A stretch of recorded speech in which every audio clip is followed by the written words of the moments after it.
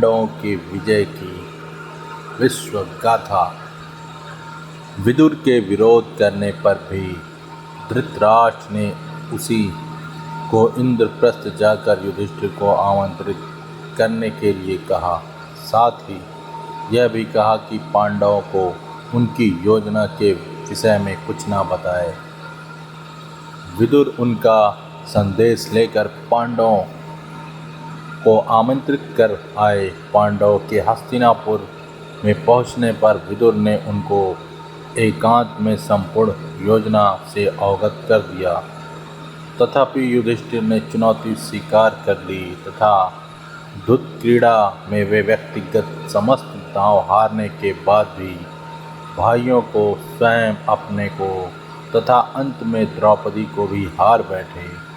विदुर ने कहा कि अपने आप को दांव पर हारने के बाद युधिष्ठिर द्रौपदी को हारने के लिए दांव लगाने के लिए अधिकारी नहीं रह गए जाते। किंतु धृतराष्ट्र ने प्रतिकामी नामक सेवक को द्रौपदी को वहां लाने के लिए भेजा। द्रौपदी ने उससे यही प्रश्न किया कि धर्मपुत्र ने पहले कौन सा दांव हारा, स्वयं अपना अथवा द्रौपदी का।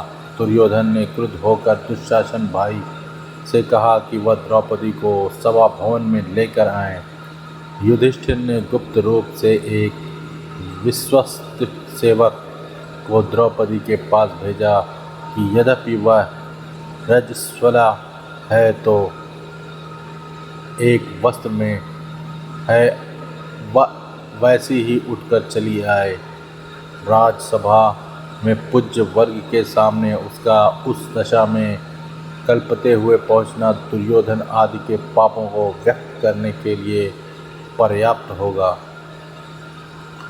द्रौपदी सभा में पहुंची तो दुशासन ने उसे स्त्री वर्ग की ओर नहीं जाने दिया तथा उसके बाल खींचकर कहा, हमने तुझे जुए में जीता है, अतः तुझे अपनी दासियों में रखेंगे। द्रौपदी ने समस्त कुरुवंशियों के शौर्य, धर्म तथा नीति को ललकारा और श्री कृष्ण को मन ही मन यानी मुझे स्मरण किया और अपनी लज्जा की रक्षा के लिए प्रार्थना की। सब मौन रहे, किंतु दुर्योधन के छोटे भाई विकर्ण ने द्रौपदी का पक्ष लेते हुए कहा कि हारा हुआ युधिष्ठिर उसे दांव पर नहीं रख सकता था, किंतु किसी ने भी उसकी बात नहीं सुनी। कर्ण ने उकसाने से दुशासन ने द्रौपदी को निर्वस्त्र करने की चेष्टा की। उधर विलाप करती हुई द्रौपदी ने पांडवों की ओर देखा तो भीम ने युधिष्ठिर से कहा कि वह उसके हाथ जला देना चाहता है जिससे उसने जुआ खेला था। अर्जुन ने उसे शांत किया। भीम ने शपथ ली कि वह दुशासन की छाती का खून पिएगा तथा दुर्योधन की जंघा को अपनी गदा से नष्ट कर डालेगा। द्रौपदी ने विकट विपत्ति में श्री कृष्ण का स्मरण किया और मैं श्री कृष्ण की कृपा से अनेक वस्त्र वहाँ प्रकट हुए जिनसे द्रौपदी आच्छादित रही। फलतः उसके वस्त्र खींचकर उतारते हुए भी दुश्मन उसे नग्न नहीं कर पाया। सभा में बार बार कार्य के अनौचित्य तथा औचित्य पर विवाद छिड़ जाता था। दुर्योधन ने पांडवों को मौन देख द्रौपदी की दांव में हारे जाने की बात ठीक है या गलत, इसका निर्णय भीम, अर्जुन, नकुल तथा सहदेव पर छोड़ दिया। अर्जुन तथा भीम ने कहा कि जो व्यक्ति स्वयं को दांव में हरा चुका है वह किसी अन्य वस्तु को दांव पर रख ही नहीं सकता। धृतराष्ट्र ने सभा की नब्ज पहचान कर दुर्योधन को फटकारा तथा द्रौपदी से 3 वर्ग मांगने के लिए कहा। द्रौपदी ने पहले वर्ग से युधिष्ठिर की दास भाव से मुक्ति मांगी ताकि भविष्य में उसका पुत्र प्रतिविंध्य दास पुत्र न कहलाए। दूसरे वर्ग में भीम, अर्जुन, नकुल तथा सहदेव की शस्त्रों तथा रथ सहित दास भाव से मुक्ति मांगी। तीसरा वर मांगने के लिए वह तैयार ही नहीं हुई, क्योंकि उसके अनुसार क्षत्रिय स्त्रियों 2 वर्ग मांगने की ही अधिकारिणी होती हैं। धृतराष्ट्र ने उनसे संपूर्ण विगत को भूलकर अपना स्नेह बनाए रखने के लिए कहा। साथ ही उन्हें खांडव वन में जाकर अपना राज्य भोगने की अनुमति। धृतराष्ट्र ने उनके खांडव वन जाने से पूर्व दुर्योधन की प्रेरणा से उन्हें एक बार फिर जुआ खेलने की आज्ञा दी। यह तय हुआ कि एक ही दांव रखा जाएगा। पांडव अथवा धृतराष्ट्र पुत्रों में से जो भी हार जाएगा वे मृग चर्म धारण कर 12 वर्ष वनवास करेंगे और 1 वर्ष अज्ञातवास में रहेंगे। उस 1 वर्ष में यदि उन्हें पहचान लिया गया तो फिर वे 12 वर्ष का वनवास भोगेंगे। भीष्म, विदुर, द्रोण आदि के रोकने पर भी दूध क्रीड़ा हुई, जिसमें पांडव हार गए। छली शकुनी जीत गया। वन गमन से पूर्व पांडवों ने शपथ ली कि वे समस्त शत्रुओं का नाश करके ही चैन की सांस लेंगे। श्री धौम्य पुरोहित के नेतृत्व में पांडवों ने द्रौपदी को साथ लेकर वन के लिए प्रस्थान किया। श्री धौम्य साम मंत्रों का गान करते हुए आगे की ओर बढ़े। वे कहकर गए थे कि युद्ध में कौरवों के मारे जाने पर उनके पुरोहित भी इसी प्रकार साम गान करेंगे। युधिष्ठिर ने अपना मुंह ढका हुआ था। वे अपने क्रुद्ध नेत्रों से देखकर किसी को भस्म नहीं करना चाहते थे। भीम अपने बाहु की ओर देख रहा था, अपने बाहुबल को स्मरण कर रहा था।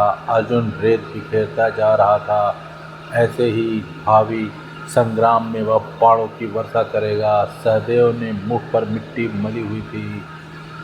दुर्दिन में कोई पहचान न ले। नकुल ने बदन पर मिट्टी मल रखी थी, कोई नारी उसके रूप पर आसक्त न हो। द्रौपदी ने बाल खोले हुए थे, उन्हीं से मुंह ढककर विलाप कर रही थी। जिस अन्याय से उसकी वह दशा हुई थी, 14 वर्ष बाद उसके परिणाम स्वरूप शत्रु नारियों की भी वही दशा होगी। वे अपने सगे संबंधियों को तिलांजलि देगी। वनवास के 12वें वर्ष के पूरे होने पर पांडवों ने अब अपने अज्ञातवास के लिए मत्स्य देश के राजा विराट के यहाँ रहने की योजना बनाई। उन्होंने अपना वेश बदला और मत्स्य देश की ओर निकल पड़े। मार्ग में एक भयानक वन के भीतर एक शमशान में उन्होंने अपने अस्त्र शस्त्र को छुपा कर रख दिया और उनके ऊपर मनुष्यों के मृत शवों तथा हड्डियों को रख दिया, जिससे कि भय के कारण कोई वहां ना आए। उन्होंने अपने छद्म नाम भी रख लिए, जो थे जय, जयंत, विजय, जयसेन और जयदल, किंतु ये नाम केवल मार्ग के लिए थे। मत्स्य देश में वे इन नामों को बदलकर दूसरे नाम रखने वाले थे। राजा विराट के दरबार में पहुंचकर युधिष्ठिर ने कहा, हे राजन, मैं व्याघ्रपाद गोत्र में उत्पन्न हुआ हूँ। मेरा नाम कंग है। मैं दूत विद्या में निपुण हूँ। आपके पास आपकी सेवा करने की कामना लेकर उपस्थित हुआ हूँ। विराट बोले, कंग, तुम दार्शनीय पुरुष प्रतीत होते हो। मैं तुम्हें पाकर प्रसन्न हूँ, अतएव तुम सम्मान पूर्वक यहाँ रहो। उसके बाद शेष पांडव राजा विराट के दरबार में पहुँचे और बोले, हे राजाधिराज, हम सब पहले राजा युधिष्ठिर के सेवक थे। पांडव के वनवास हो जाने पर हम आपके दरबार में सेवा के लिए उपस्थित हुए हैं।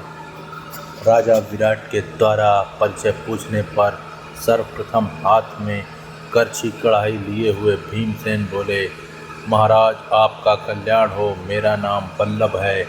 मैं रसोई बनाने का कार्य उत्तम प्रकार से जानता हूँ। मैं महाराज युधिष्ठिर का रसोइया था।